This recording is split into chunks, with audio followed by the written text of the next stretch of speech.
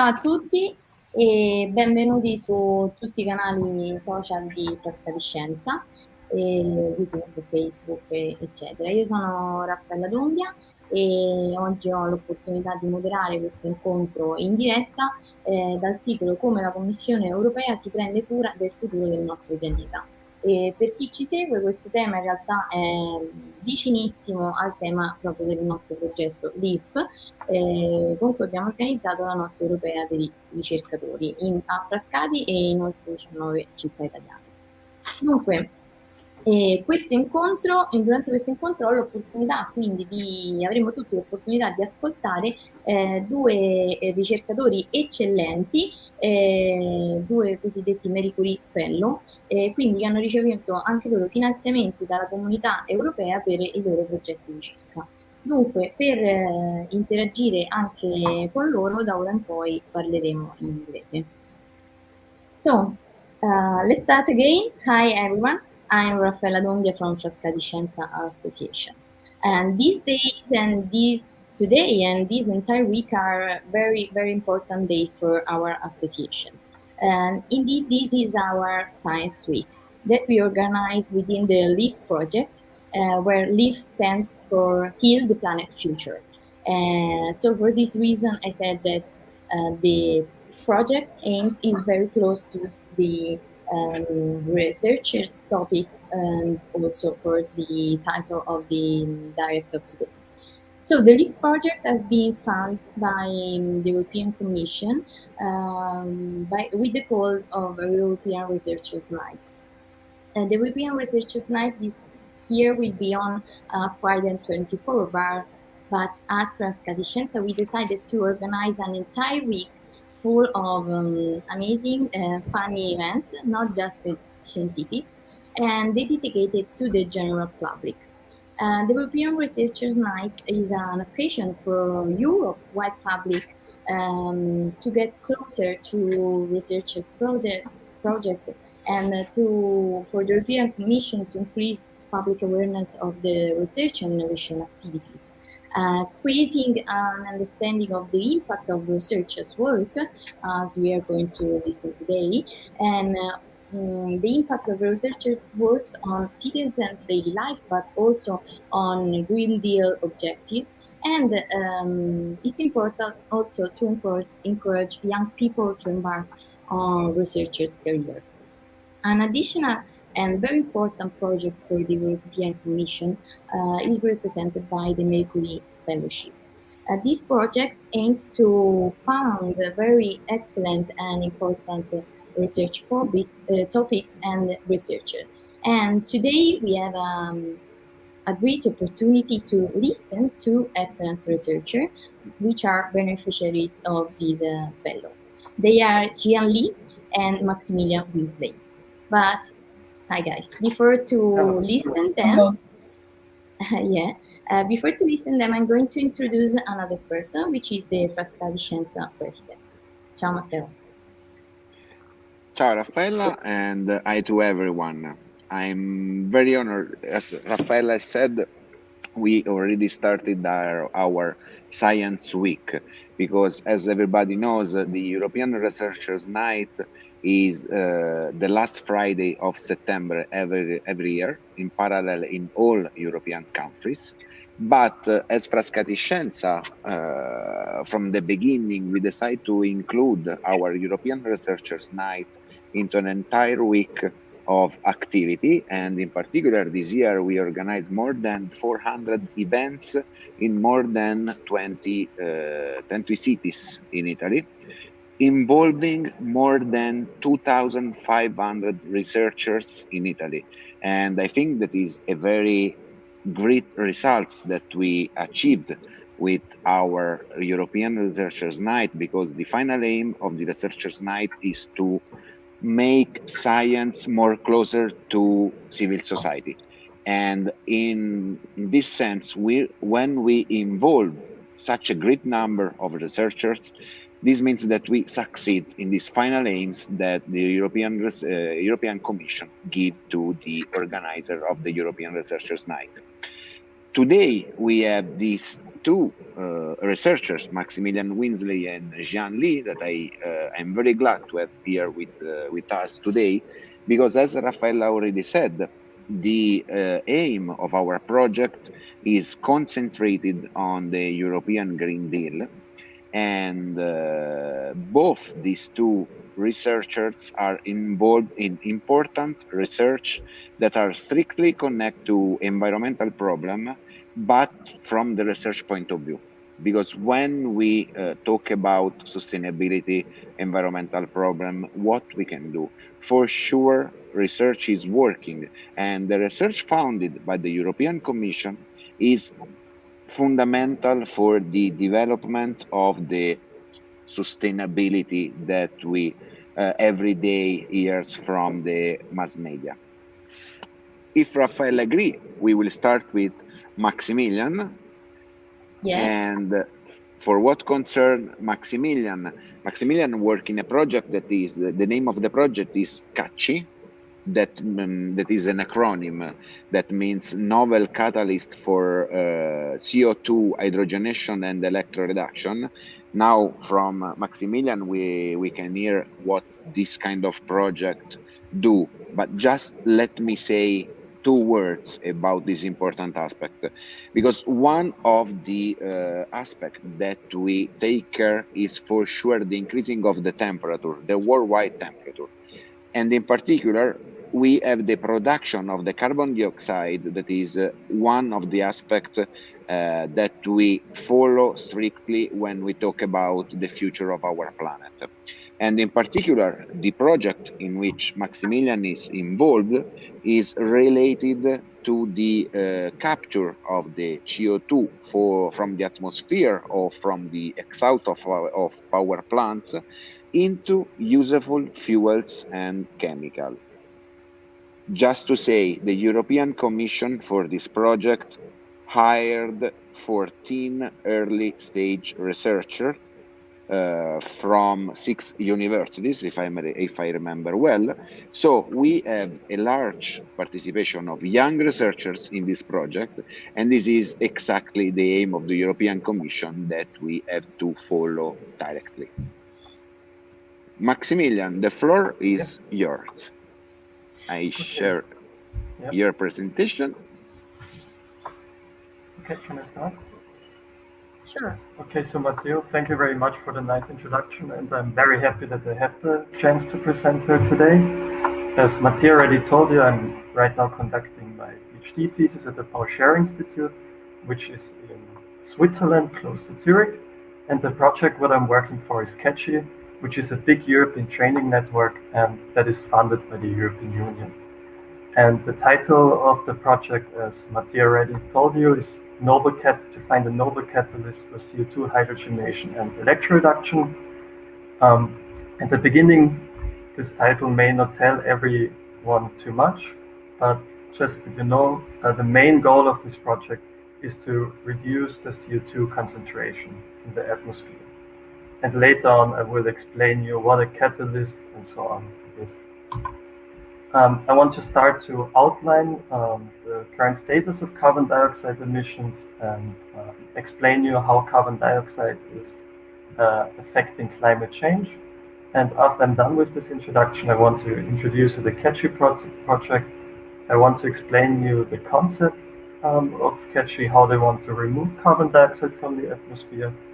Then I want to go on to explain you the structure of the network, because as Matteo already told you, there are a lot of university students involved and how we work together. And in the end, I want to give you an example, so I will explain you my role in CACCI. So where I want to start is to show you how the carbon dioxide concentration was in the atmosphere over the last 800,000 years. And we can see it here plotted with the violet line. And what we can see is that the carbon dioxide concentration was over this long period every time between 150 and 300 ppm. And in the last decade, what we can see illustrated with the blue line on the right graphic, we can see that we had an increase of the CO2 concentration inside the atmosphere over 400 ppm. And what we can see is that this increase started with the start of the industrial age, where humans started to emission a lot of CO2 inside the atmosphere. And we can see today we are already facing emissions of 35 gigatons. And what we can see, this increase in CO2 emissions is perfectly followed by the concentration of CO2 inside the atmosphere. It's just that you know the last time that the CO2 concentration was over 400 ppm inside the atmosphere is more than 3 million years ago. And back then, the global mean temperature was 2 to 3 degrees warmer. And that brings me to the next slide, where I want to explain to you why carbon dioxide can increase the global mean temperature. And this is because that carbon dioxide is a greenhouse gas. And what does this mean? All the radiation which comes from the sun to the earth is not converted to heat, but some of the radiation is reflected back from the earth's surface. And the greenhouse gas can keep this reflected radiation inside the atmosphere and can convert it to heat. So what a greenhouse gas is doing, it essentially keeps the heat near the surface. And to outline it even better, I'm showing here in this slide graph, again with the red line, the CO2 concentration over the last 800,000 years. But now you can also see the temperature or the global mean temperature with the blue line. And what we can see is that when the CO2 concentration was higher, also the global mean temperature was higher. And when the CO2 concentration was lower, then also the global mean temperature was lower. And again, we can see this over the last 60 years on the right side, where we can see that the temperature increase is perfectly following the increase of the carbon dioxide concentration inside the atmosphere. And since the Industrial Revolution, the global mean temperature increased already by 1.1 degrees, and this has severe consequences for us. As we could already follow in the news, we have more frequent and severe weathers. For example, the floodings we had in Europe or the forest fires. That is, of course, accompanied by higher death rates. We have higher sea levels because the glaciers are melting faster, and also the oceans are more acidified. And of course, we have to do something against it. And on the left slide, I want to see you how the current climate policies can affect the global warming. What we can see here is the greenhouse gas emission and some prognosis for the greenhouse gas emissions. So if we, for example, want to keep the global warming well below 2 degrees, which is stated by the Paris Agreement, we have to decrease the CO2 emission by that amount. The problem is with our current policies, we can only follow the orange line, and with that, the global mean temperature would still increase by about 3 degrees, which is way too much. And this is the case because still most of our world energy production is coming from fossil fuels as coal, gas, and oil, and only 12% of the energy is produced by new and renewable energy sources, which means renewable energy is coming way too slow, and we are still dependent on coal, gas, and oil, where the production of energy out of these resources is accompanied by a high emission of CO2. So what we need is additional techniques, and these additional techniques are the so-called negative emission technologies. And what does this mean? These techniques are not emissioning CO2 at all, they're only removing CO2 from the atmosphere. And that's the idea behind CACHI. CACHI wants to capture carbon dioxide from the atmosphere or directly from the exhaust of power plant, and then use the excess electricity from renewable energy sources, such for example wind and solar power, to convert the CO2 to green fuels, as for example methanol, ethanol, or ethylene. And for this, we have two different routes to convert the CO2. First is the thermochemical conversion. For that, we want to use heat and hydrogen. And the second route is the electrochemical conversion, where you want to use the energy of electrons, so from the electricity, to convert CO2 to these greener fuels. But there is a problem. CO2 is a molecule with a very high activation energy. So this means to convert 1 molar of CO2, we have to bring up 1070 kilojoules. And to lower this activation energy in this project, we want to use a catalyst, because a catalyst can lower the activation energy. As you can see here, for example, this energy diagram, where you can see the reactants going to the products. And with a catalyst, we can lower the needed activation energy, for example, in this case, converting CO2 to our greener fuels. And by lowering this activation energy with the catalyst, we can speed up the conversion. So we can convert more CO2 in a shorter time period. And this is the main goal of CATCHY. We want to find the catalyst which can efficiently lower the activation energy, and thereby we can convert CO2 with a higher rate to these green fuels. And especially in CATCHY, we are focused on a special kind of catalysts, namely clusters. And these clusters are very small nanoparticles, so they're in the nano range. And the special thing about clusters is that you can already start counting the atoms.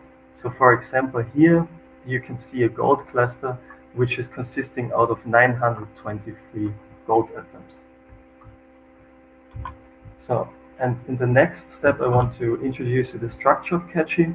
So in CATCHY, 10 beneficiaries and 2 partner organizations are included, and you can see they are distributed over whole Europe. We have, for example, partner universities, for example, the Technical University of Denmark. They are very focused on catalyst science. Then we have the Paul Scherrer Institute, where I am working. We are very focused on the characterization of those catalysts. And then we have Tier Coating Limited, which is a company, and they are very focused on the production of these cluster-based catalysts. And around these universities, research institutes, and companies, there are 14 different early stage researchers employed. We can see they are very diverse, and each of the students has its own topic. And some of this, as I told you before, we have 2 different routes, the thermochemical and the electrochemical route, and some of the students are more focused on the thermochemical conversion, and some students, as for example me, are more focused on the electrochemical conversion of CO2 to these greener fuels. And of course, I want to outline you now a little bit more what is our work. And our work is structured into 5 working packages. And with the numbers here, which are 1 to 14, you can already see where the students are involved in. And our first package is the cluster deposition. And here we want to see how we can optimize the production of the cluster, how we can be more size selective, or also if we can produce them from different metals.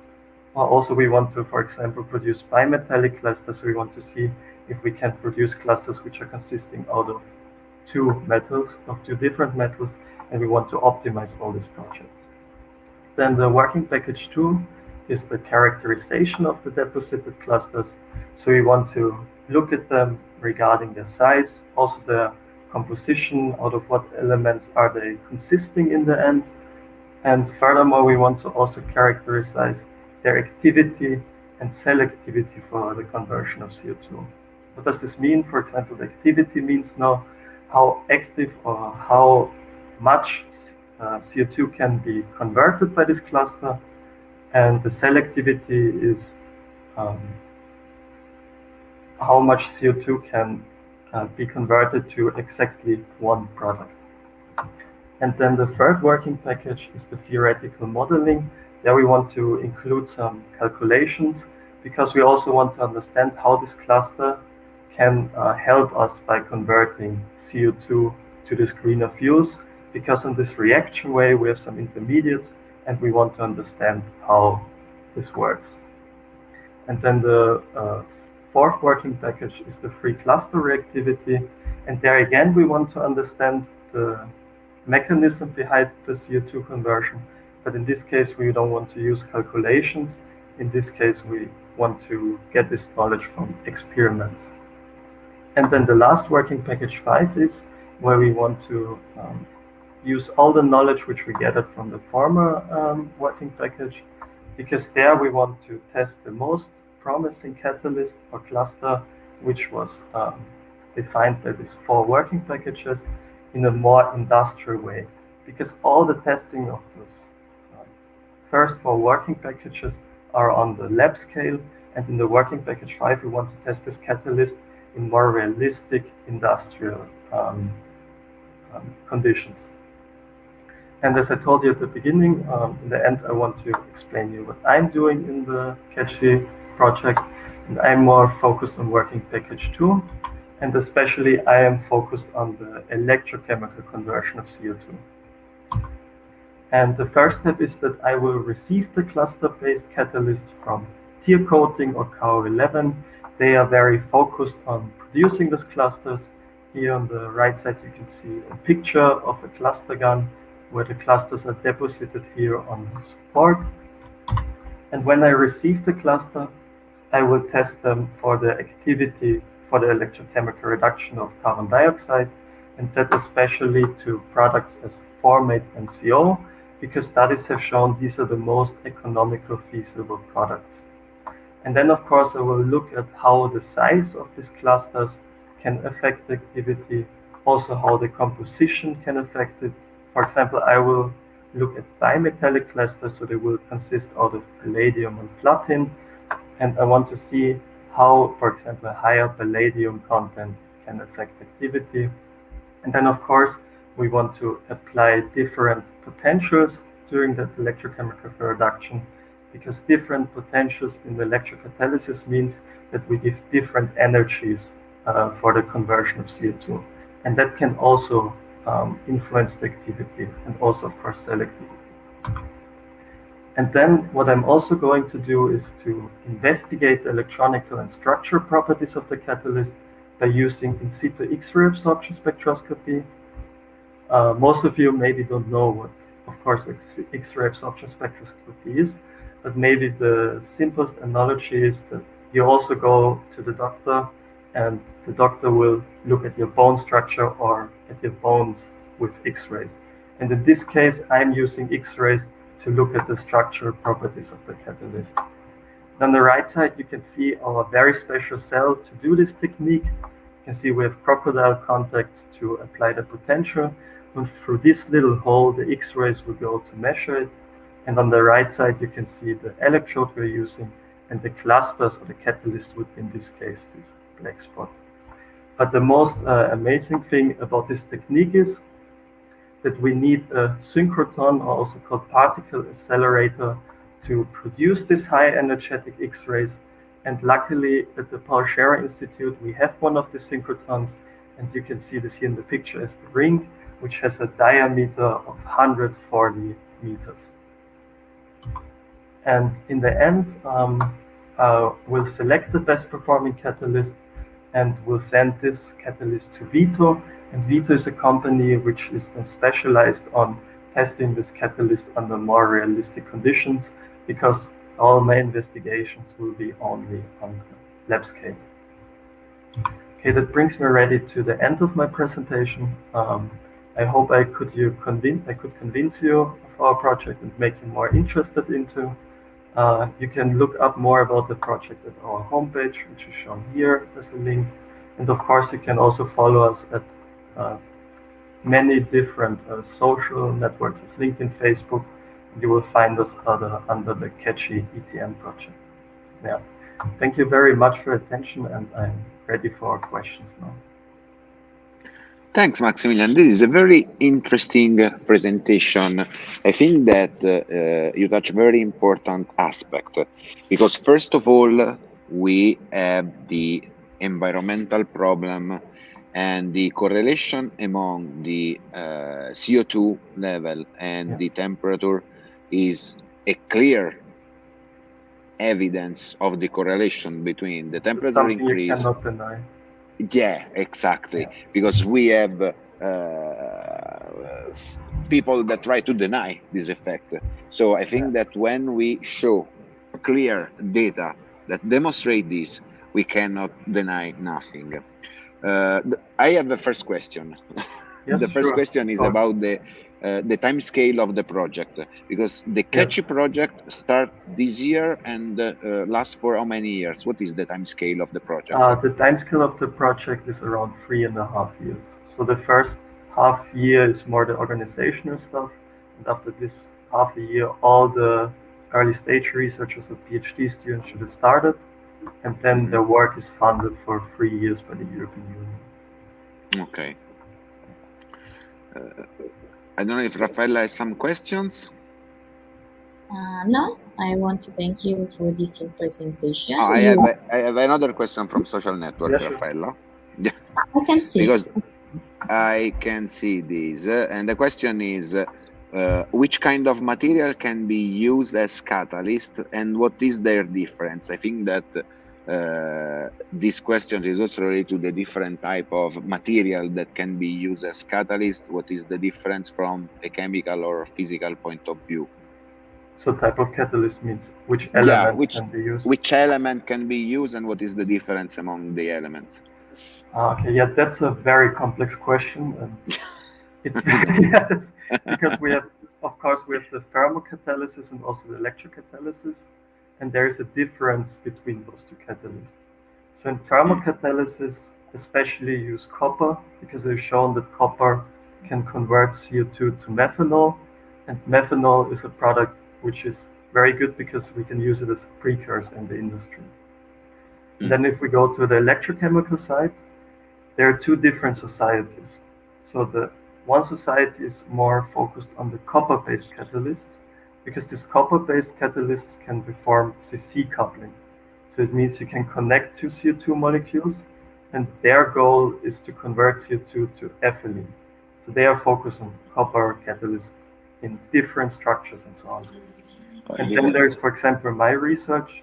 I'm focusing on platinum palladium, for example, and platinum palladium is shown that it can produce, for example, formate with a very high Faraday or high selectivity, and therefore we want to, for example, focus on platinum palladium. But yeah, every catalyst shows different product selectivity. Yeah, a very difficult question, because it implies different type of catalyst for sure, because it depends also on the chemical mechanism that is used for the catalyst. And I have another question. This is probably from young guys that are following the event, because how is possible to participate to Marie Curie Fellow? So Maximilian, if you can tell briefly your history. So my history is that actually you can apply online. So the positions are posted online, and you just have to find those events, and then you can apply for the position. Yeah, or there was the question of how you can get to this position. But yeah, for example, I was doing already exactly this research. Yeah. No, for example, to participate to a Marie Curie Fellow, there is a period during the year in which the European Commission proposed this kind of call, because probably the people that the person that make this question is a young people interested in understanding how to apply to this kind of fellowship. Okay, so yeah, in the end, this project is already there. So you apply then for, I was applying for the position in this project. Okay. Yeah. Okay.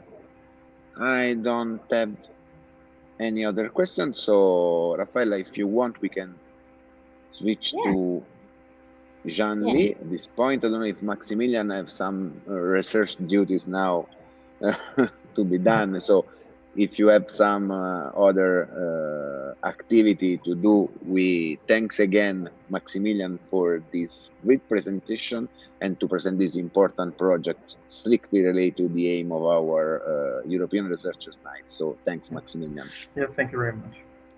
Thank you. Thank you. So let's switch to the other very excellent researcher, which is Jian Li.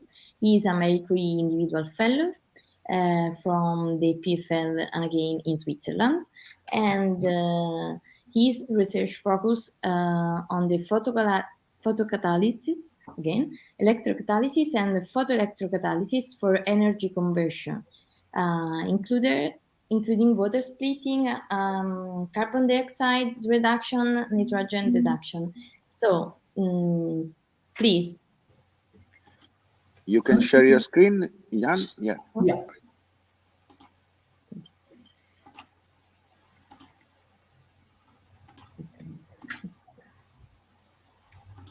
Okay. Perfect. Okay. Jan, So the floor is yours. yeah. So I'm Jenny, and I'm a Mercury Fellowship Scholar in EPFL, and I'm very happy today to deliver a talk on my research. And today I will introduce graphene-based materials for energy conversion. And we know the fossil has promoted our development of our society, but the excessive assumption of fossil fuel also leads to some problems, such as air pollution and energy crisis. Thus, it's very urgent to develop some renewable energy, such as solar energy, wind energy, ocean energy, or geothermal energy. Among these energy sources, solar energy is the most attractively renewable replacement because it's plentiful, inexhaustible, and widely distributed. And we know nature can convert solar energy and CO2 and water into sugars and oxygen. So if we can mimic this nature photosynthesis, we can also convert and store the solar energy. That is called artificial photosynthesis. It refers to any technology frameworks that can convert and store solar energy into chemicals. It can be solar water splitting or solar carbon dioxide reduction. For the artificial photosynthesis, it has two ways. One way is photocatalysis, and another way is photoelectrocatalysis. And next, we will introduce these two ways. And first, we will introduce the photocatalysis. For the photocatalysis, we need a semiconductor first. And then the semiconductor can absorb the light and then produce holes and electrons. The holes and electrons can recombine, and they also can migrate to the surface to participate in the reaction. The holes can be used for the reduction, and the electrons can be used for the reduction, and the holes can be used for oxidation.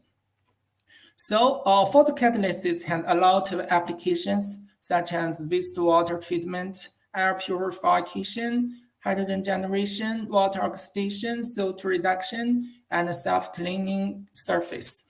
And in this talk, we will focus on the hydrogen generation and water oxidation. And this part, I will introduce the PC cell, that is photoelectrocatalysis. For the PC cell, it usually contains 3 electrodes. The working electrode, and this is counter electrode, and it also has the reference electrode here. We don't show it.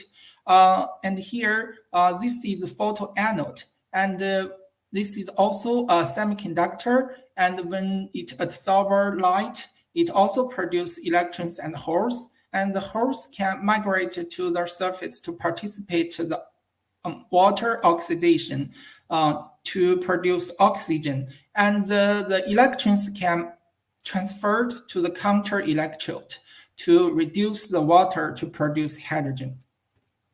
And this figure is a common semiconductor. It shows the band gap and energy level.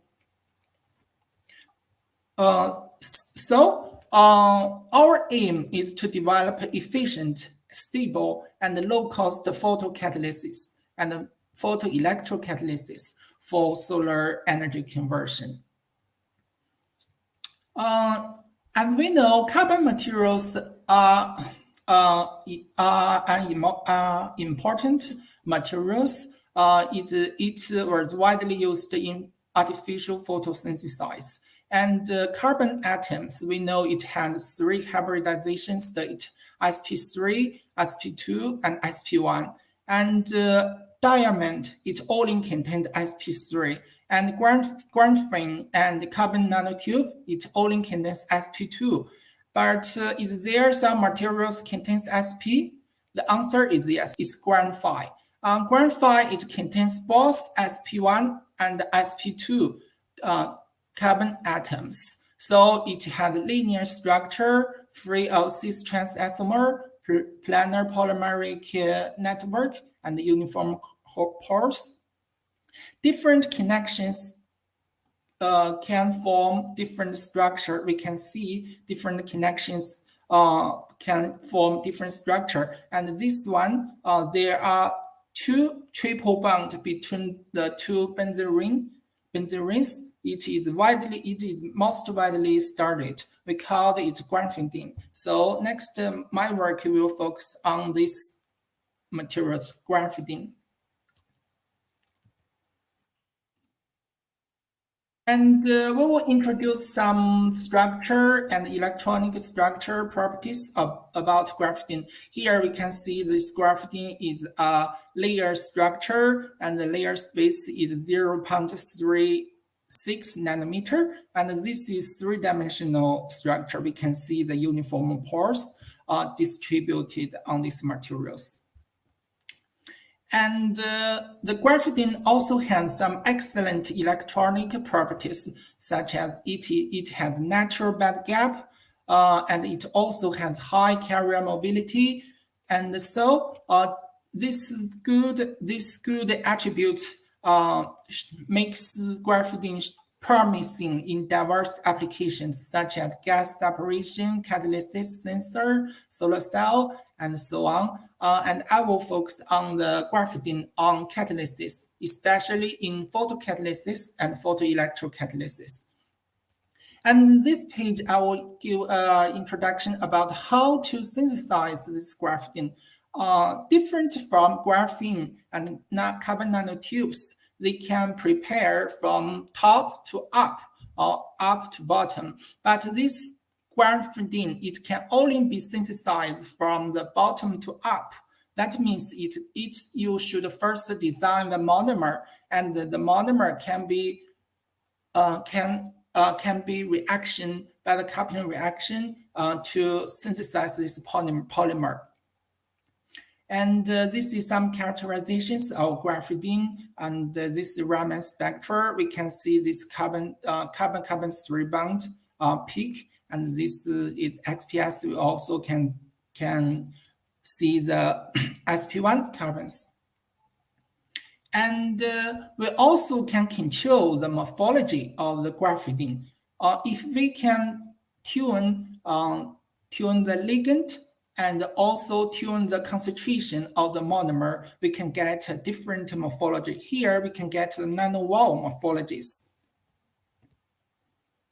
So next I will give 2 works. One is the graphene for photoelectrocatalytic, and another is graphene for photocatalytic.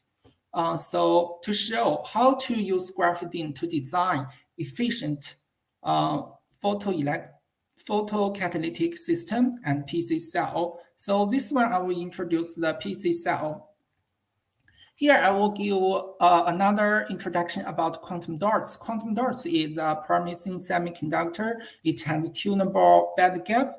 It also has large surface area, so it is widely studied in artificial photosynthesis. But there is a limitation about it. That is, its electron transfer rate is much higher than its Hall's transfer rate. So if we want to improve the overall efficiency, we must improve the Hall transfer rate. And we talked before, the graphene has very excellent hole mobility. So if we can combine these quantum dots and the graphene, we can improve the overall efficiency. Here, we first synthesize this graphene on this copper foil, and then we assembled the quantum dots on this graphene film, and then we assembled the PC cell to test the activity. And this is some SEM and TM image of our graphene. And we also test the PC cell activity. We can see this line is tested in dark, and we can see we shine light on the photocurrent increase largely.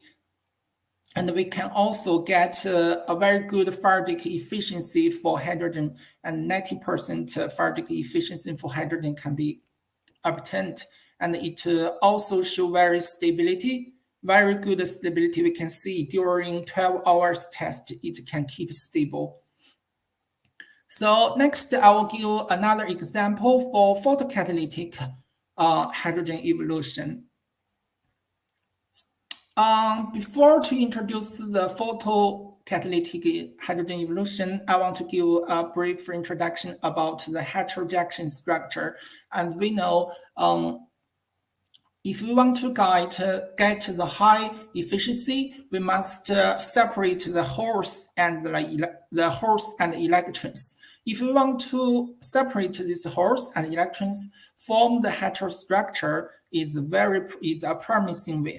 But there are two types of heterojaction structure. One is type 1, another is type 2. And in this type 1, we can see all the electrons and holes are accumulated in this B, semiconductor B. So these electrons and holes will then recombine. So this is not efficiency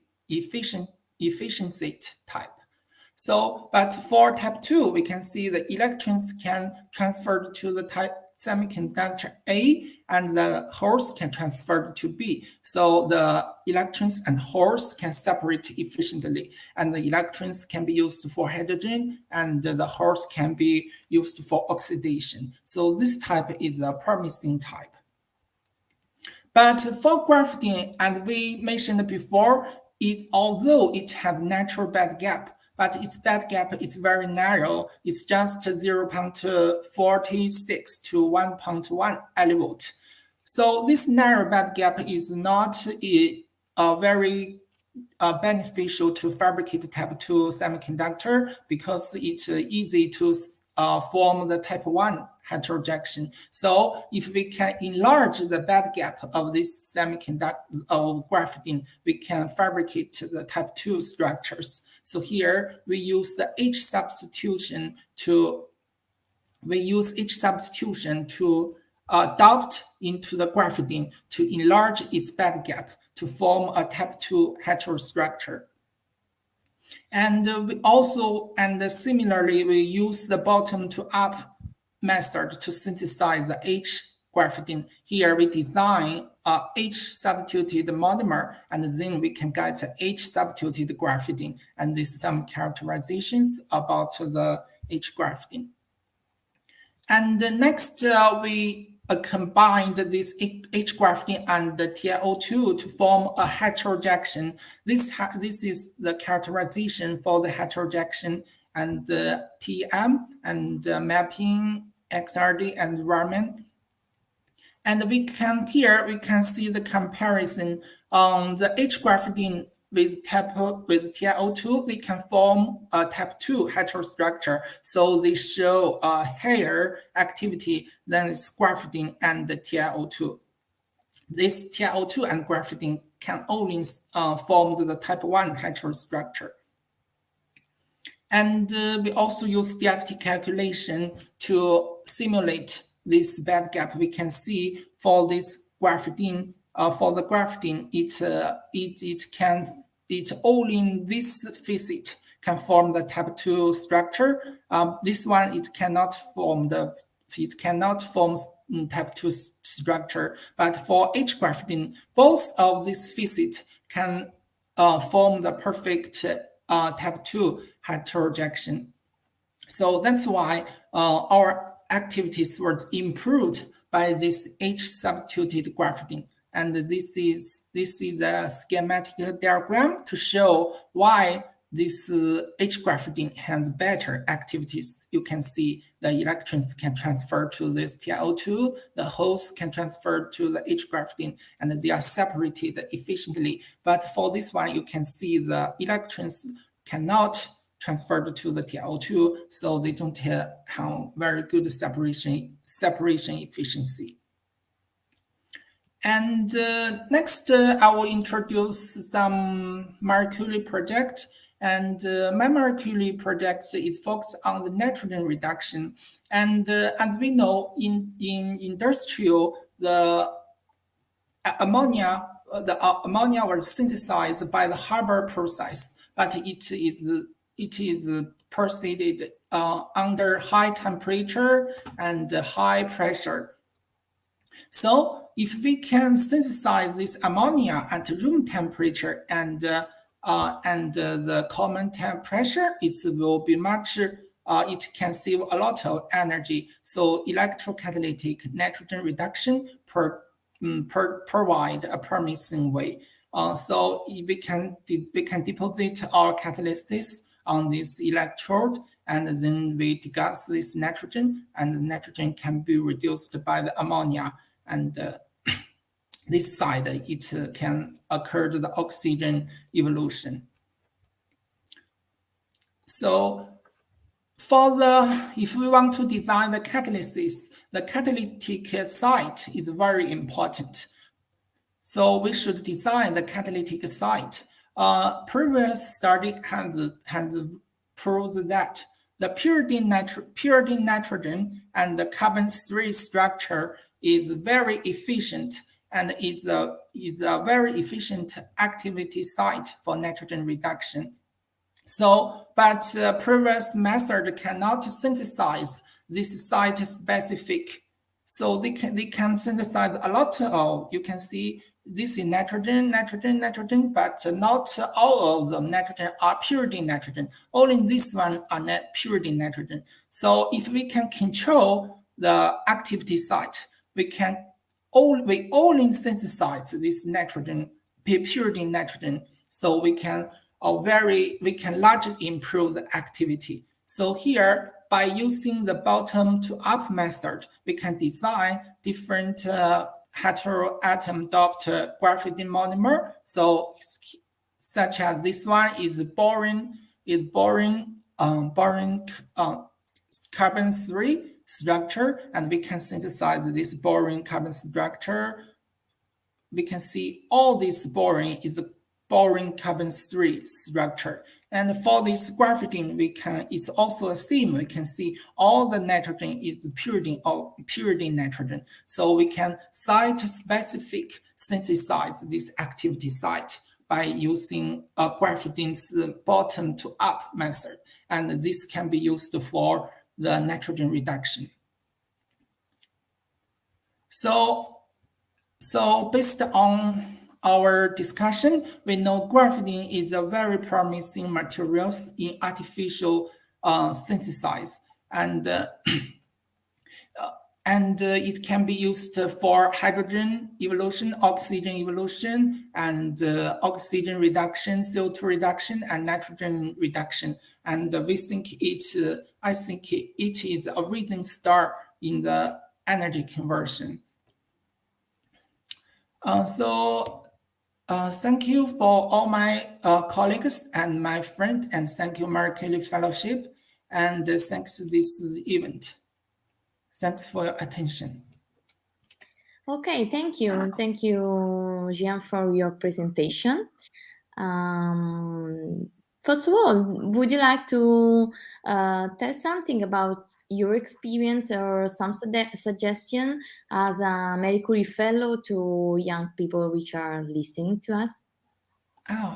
For this Marie Curie Individual Fellowship, I think you should contact the host first, and then it's better if you can get some template who can get it. It's very important because there are a lot of details in write the proposal. If you missing some part, you will lost a lot of marks. Yeah.